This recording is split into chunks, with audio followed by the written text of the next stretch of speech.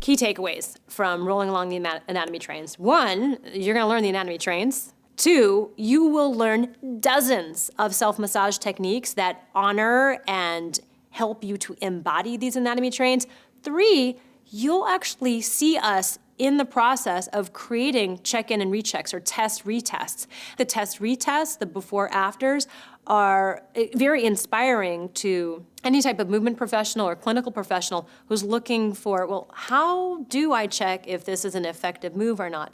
So you can let our check and rechecks inspire some of your ideas around that. If you start taking in the body as a whole and don't divide it up into its parts, you begin to see effects that you had no idea that when you would go up the quads from the knee and the breathing changes. How does that work? Well, we're going to give you a map for how that works. There are treasure-rich autonomic nervous system adjustments that happen in the program, especially in the deep front line. Traditional anatomy has really been built, like most of our thinking in the Western world since Aristotle and certainly since Newton, on breaking things down into parts. And then when you understand the parts, you can put the parts together.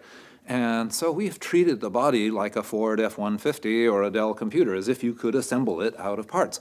What we're doing is connecting things up, how that it connects through the fabric of the body so that when you're working with one of these rollouts, you're working with a functional part of the body that's going to serve you in good stead when you put it into motion.